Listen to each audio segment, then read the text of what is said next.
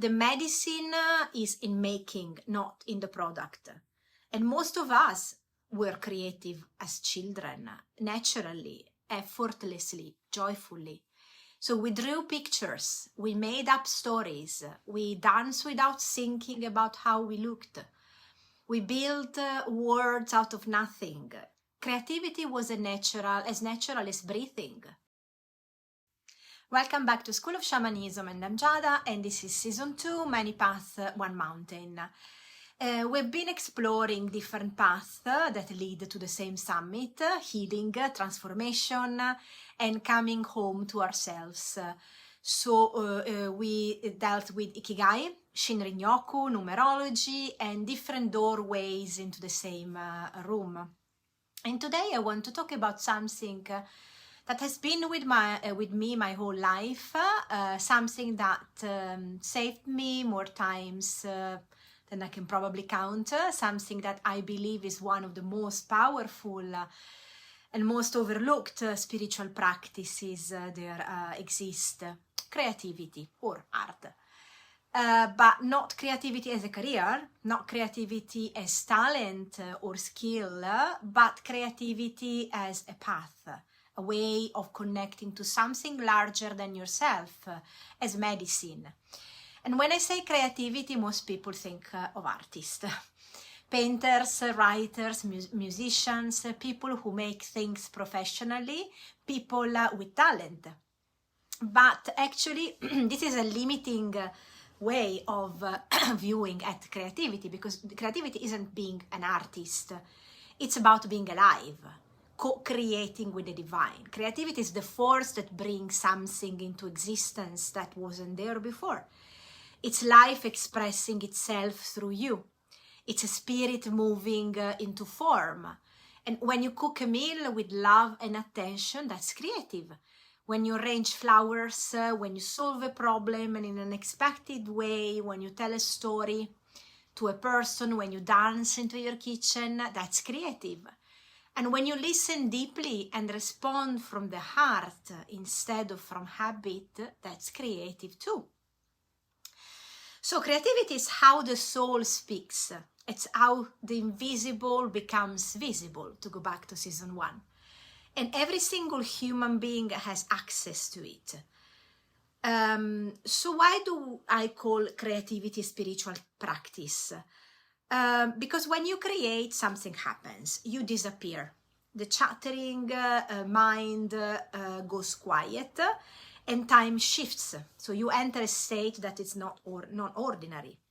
And artists have always known this. That moment when you are so absorbed in what you are making that you forget yourself. When the work seems to flow through you rather than from you. When you look up and hours have passed, but it felt like minutes. And so that's not just focus.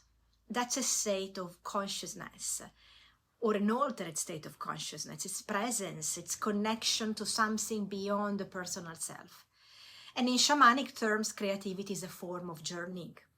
So you leave ordinary reality and you enter another space. You bring something back, an image, a song, a story, an object, and you bridge the invisible and the visible. So the process of creating is the process of listening, of receiving, of surrendering control and letting something come through that you didn't plan. Or you could have not even predicted. And that's a spiritual practice. That's a communion with the mystery.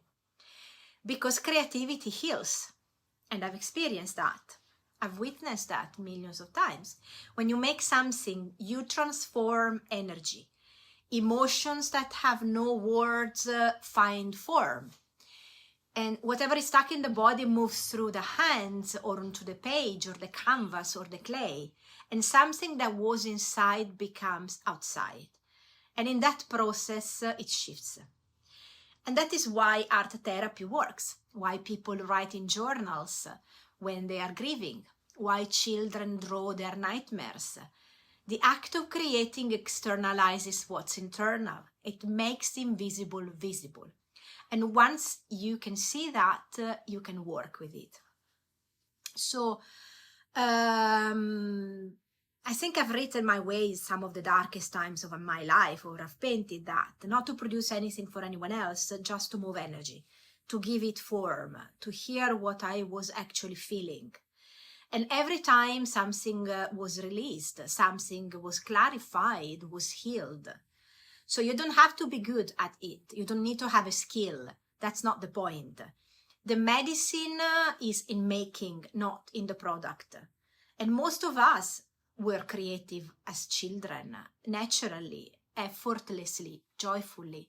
So we drew pictures, we made up stories, we danced without thinking about how we looked. We built words out of nothing. Creativity was as natural as breathing. And then somewhere along the way we stopped by growing. Or maybe someone told us we weren't good enough, that our drawing didn't look like a horse, that we couldn't carry a tune. Maybe we compared ourselves to others and decided we didn't have talent. Maybe we just got busy with serious adult things and just we forgot to take time for creativity. But the creative impulse didn't die. It just went underground. And when it's so underground, it can turn into depression, anxiety, restlessness. So the soul wants to create, and when it can't, it suffers. So many people I meet are carrying unexpressed creativity. They feel it as a vague longing, a sense that something is missing, an ache that they can't quite name. And what's missing is the making. The soul is asking to create, and no one is listening. And in shamanic understanding, creativity is how we work with the invisible world. So ideas come from somewhere, images arrive, melodies appear in the mind without being summoned. And where do they come from? The ancient Greeks talk about the muses, the divine beings who inspired artists, and many cultures have similar concepts. The idea that creativity isn't just something we do, it's something we receive. And when you sit down to create with openness, with humility, you become a channel. And something moves through you that's larger than your personal self. You can call it spirit, you can call it the unconscious, the collective imagination, but the name doesn't matter. The experience is what is really matters, is what is real. I've written things and read them back and thought, I didn't write that. Where did that come from? And that's the invisible world speaking. And creativity is one of the clearest ways to hear it. You don't need talent to practice creativity as a spiritual path. Because talent is about mastery, about producing things that impress others. And that's fine. But that's not what we are talking about here. We're talking about the act of creation as a practice, as a way of being, as a relationship with spirit, with whom we co-create. And you don't need to be good. You just need to be present. You just need to show up. You need to let your hands move. You need to let your voice sound, let your body dance without judging what comes out. Because this judgment is what actually kills creativity. That inner critic that says, this isn't good enough. Who do you think you are? This is embarrassing. Or maybe you also have other people saying that by looking at what you have created. And that critic is the mind. And it's in spiritual practice, we learn to go beyond the mind. When you create without judgment, just for the joy of creating, something opens. The soul breathes, and energy flows what was stuck before. You feel alive in a way that nothing else quite provides. So how do you practice creativity as a spiritual path, as one of the many paths to healing? You can start in a simple way. You can start small.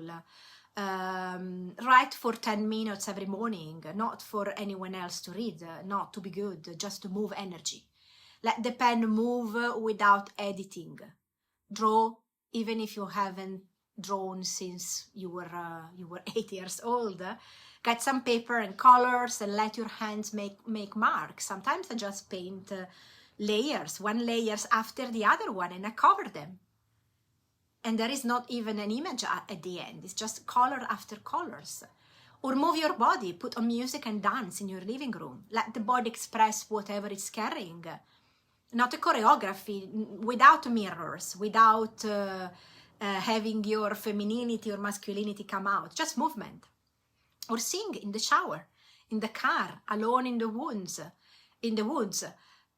Just let sound come out of you without worrying about how it sounds to anyone else. Or cook with presence, arrange objects, do gardening, knitting, build things with your hands. The form doesn't matter. What matters is the attention, the surrender, the willingness to let something come through that you didn't plan.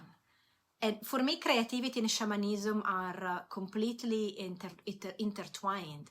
When I journey, I'm in a creative space and images come, stories unfold. I'm not in control of what appears. I am receiving.